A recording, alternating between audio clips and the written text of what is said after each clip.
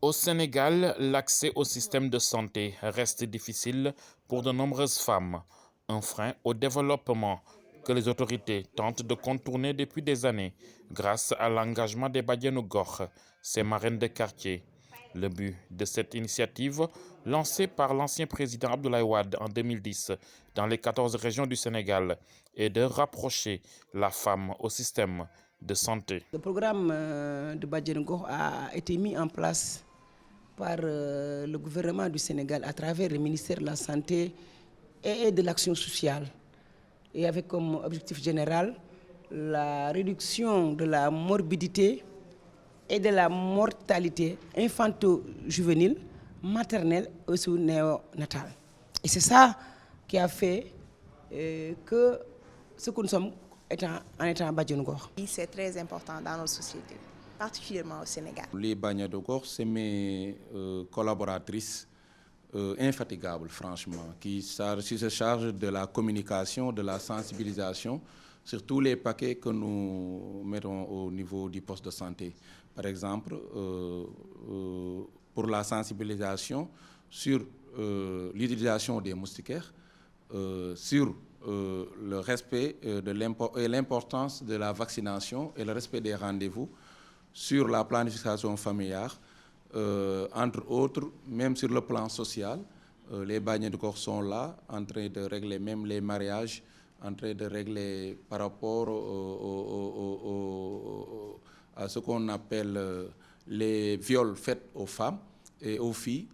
Franchement, c'est des régulateurs sociaux en résumé. À ses débuts, ce programme s'appuyait sur 8600 femmes bénévoles qui agissaient à titre d'intermédiaire entre les structures de la santé et la population. Cette initiative utilisait la figure de la badienne, la marraine, la sœur du père, qui a un rôle de confidente pour confier à des femmes dynamiques, leaders reconnus dans leur quartier, un rôle dans la sensibilisation à la santé maternelle.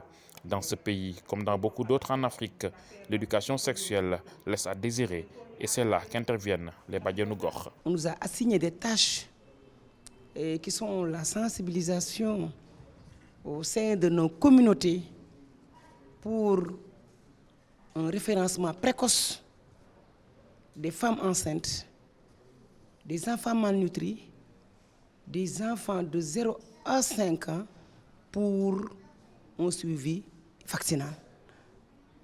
Et par rapport à ça, je reviens à votre question. Pour être Badianou Gox, il faut être d'abord un relais communautaire, habitant la localité, avoir le sens de l'écoute, être discrète, être crédible, mais aussi avoir un leadership fort. Le travail des Badianou Gox, c'est quelque chose qui a changé notre vie, nous les femmes. D'habitude, beaucoup de femmes avaient des problèmes pour s'exprimer, comment faire des plannings familiales, comment se préparer à l'accouchement. Mais depuis leur venue, tout a changé.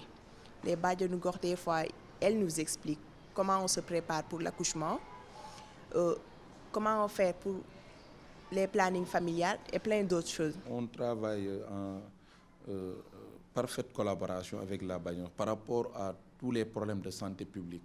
Par exemple, pour la malnutrition, quand on a des malnutritions sévères, bon, la prise en charge, c'est peut-être hebdomadaire jusqu'à 1 mois.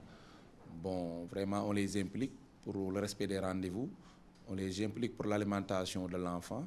Bon, vraiment, et aussi, même pour les autres paquets, hein, vraiment, c'est les Badianou Gox qui nous aident vraiment à retrouver les enfants et les mères d'enfants pour leur prise en charge efficace. Nous sommes engagés en tant que Badianou Gox d'avoir un partenariat avec le poste de santé à travers l'ICP pour mettre en place un plan de communication, pour faire des plaidoyers auprès des leaders d'opinion. Le succès de la démarche repose en effet sur l'engagement de toute la communauté, y compris celui des chefs religieux, soutien indispensable dans un pays où 95% de la population est musulmane.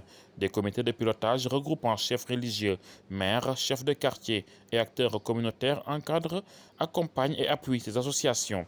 Seul problème, la réalité économique qui a vite rattrapé les bénévoles.